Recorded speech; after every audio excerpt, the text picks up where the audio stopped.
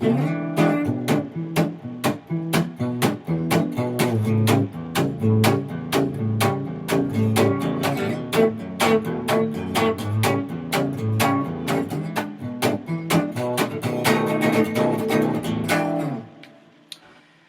ætla að sýna ykkur E-blues, E7, E7 hljóm, A7 og B7.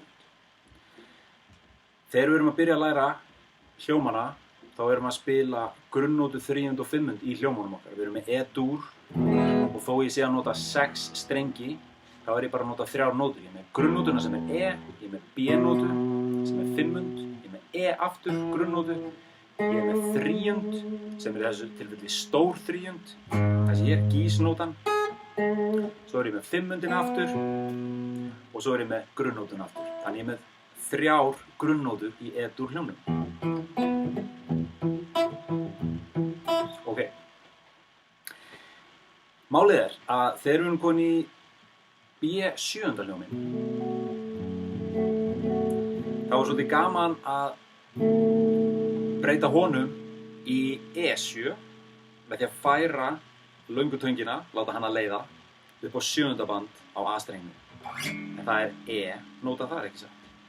Þannig að hér, að við vitum hvernig B7 er, þá erum við komin í E7. Ok. Og þá er auðvelt fyrir okkur að byrja að spila bluesinn svona. Ok. Svo getum við farið í A7 hérna. Og annarkot farið niður í E7 hér. Og haldið áfram. Eða aftur upp á 7. band. Og spila E7 hér. Og aftur í A7. Við höfum líka möguleika á því að taka þetta grip sem er svona það sem að langa töngin er á 7. bandi, fyrsti putti er á 7. bandi á 4. streng og baugfingurinn er á 7. bandi á 3. streng. Svipað og við erum hérna með B7, ekki satt. Við getum tekið þetta grip og flutta bara hreinlega nákvæmlega svona á 5. band á E-streng og þá erum við komið með A-dúr, ekki satt. 7. Ég bæti stundum litla putta við á 7. band á 3. streng af því að þá er ég komið með stærri hljóm. Þannig hér er ég komið með A-dúr 7 og get þá spila E-bassan á móti.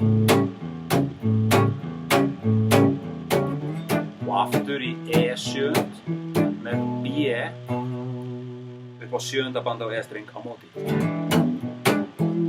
Svo þegar ég fyrir í 5. sætið sem er þá B7, þá gæti ég farið hingað, nákvæmlega eins og með A-ið, eða farið hingað í bara þessa klassísku B7.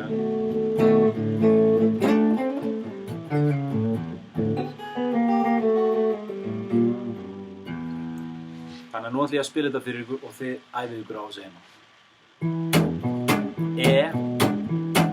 E7, A7, E7,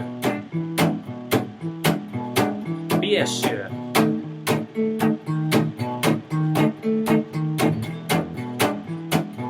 E7 og svo A7, E7, B7, einfalt, ekki satt.